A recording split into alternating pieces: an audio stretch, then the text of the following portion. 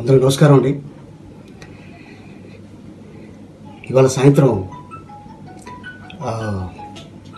పవన్ కళ్యాణ్ గారు రాజమండ్రిలో ఒక చిన్న కామెంట్ చేశారు. సార్, నేను పుట్టింది రాజమండ్రి, పెరిగింది రాజమండ్రి.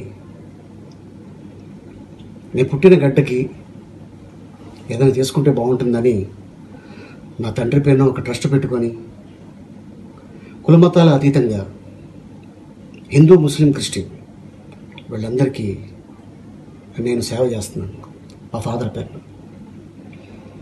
అంటే మేబీ ఆ టైంలో నా గురించి మాట్లాడాలని ఆలోచన మీకు రాకపోయినా మీ చుట్టుపక్కల ఉన్నోళ్ళు ఎవరో ఒకళ్ళు గ్యారంటీగా మీకు గిల్లుంటారు. ఆలీ గురించి ఒక కామెంట్ చేసేయండి, రాజమండ్రి కదా బాగుంటుందని చెప్పుంటారు. వేరే ఏ జిల్లాలో మీరు నా గురించి కామెంట్ చేసినా నేను ఈ వీడియో పెట్టాను కాదు సార్. ఎందుకంటే చిరంజీవి గారు వేసిన బాటలో మీరు వచ్చారండి. నా బాట నేనే వేసుకున్నా, ఆ బాటలో నేనే నడిచా. నాకు బ్యాక్గ్రౌండ్ సపోర్ట్ లేదు. పుట్టింది పెరిగింది రాజమండ్రిలో. చెన్నై వెళ్ళి 15 సంవత్సరాలు అంటే ఫుడ్ కోసం వెళ్ళాను, ఎలా బతకాలి. కానీ నాకు చెన్నై జీవితాన్ని ప్రసాదించింది.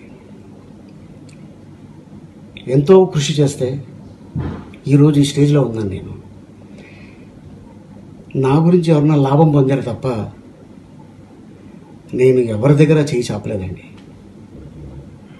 నేను ఎవరిని అడగలేదండి.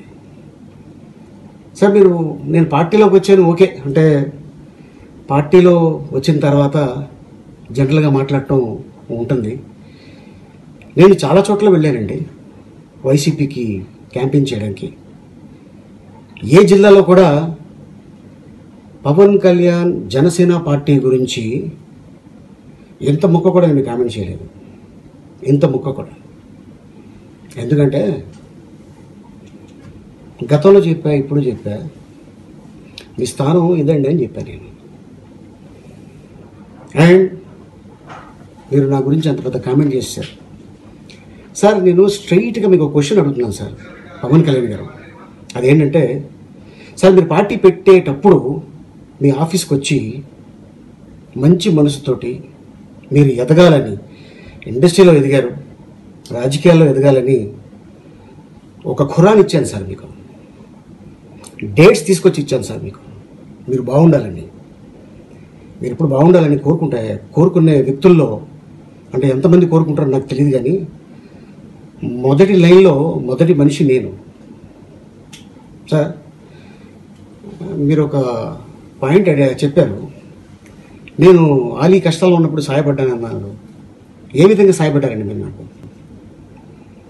అంటే ధనం ఏమైనా ఇచ్చారా, నాకు డబ్బు ఏమైనా ఇచ్చారా, సాయపడ్డారా? పోనీ నాకు ఏమైనా సినిమాలు చెప్పారండి?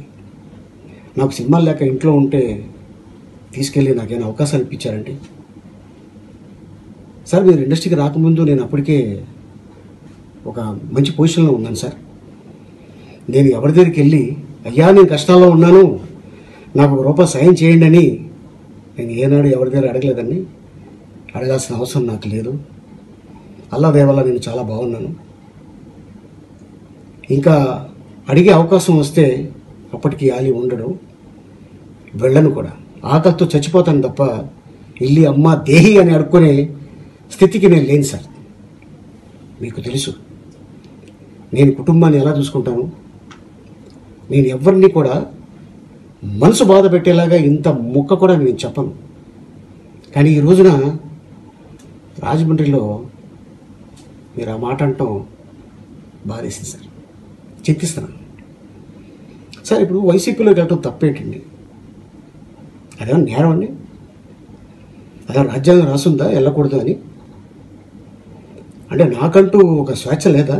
నేను ఏ పార్టీలోకి వెళ్ళకూడదా? క్యాంపింగ్ చేయకూడదండి?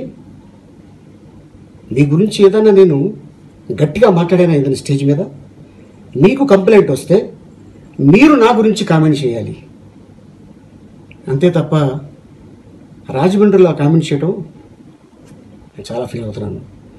నా చుట్టానికి మీరు టికెట్ ఇచ్చారంటున్నారు. నేను మిమ్మల్ని వచ్చి అడిగానా? పోనీ ఇచ్చే ముందు మీరు నాకు నేను అడిగారా? అడగలేదు. అది ఎలా చెప్తారు సార్? అంటే చుట్టమకే నేను టికెట్ ఇచ్చినప్పుడు వాళ్ళు అడిగితే నేను ఇవ్వనా అని? మీరు ఏ రోజైనా నా నంబర్ మీ దగ్గర ఉంది, ఒకటే నంబర్ 12 సంవత్సరాల నుంచి 14 సంవత్సరాల నుంచి ఒకటే నెంబర్ మెయింటైన్ చేస్తున్నాను అంటే మీ ఫ్రెండ్స్ దగ్గర కానీ లేకపోతే మీ ఉన్న చుట్టుపక్కల వాళ్ళ దగ్గర నా నెంబర్ ఉండదా సార్? ఏంటని ఇలాంటి డెసిషన్ తీసుకున్నావు, నేను పార్టీ పెట్టా, నా పార్టీలోకి రా అని ఏ రోజైనా మీరు అడిగారండి నన్ను? అడిగినప్పుడు ఎందుకు సార్ ఇంత పెద్ద కామెంట్ చేయడం? ఈ విషయంలో నేను చాలా బాధపడుతున్నాను sir. I'm sorry. Thank you so much sir. ఇటీవల మధ్యకాలంలో ఒక ఫంక్షన్ జరిగింది రాజమండ్రిలో. నా ఫ్రెండ్స్ చేశారు ఆ ఫంక్షన్. అక్కడ పవర్ స్టార్ అంటే నేను వాళ్ళకి ఏం సమాధానం చెప్పాను అనేది ఈ వీడియో ఒకసారి చూడండి సార్. అక్కడికే వస్తానా? నాకు ఫస్ట్ కలిసిన వ్యక్తి మెగాస్టార్ చిరంజీవి గారు.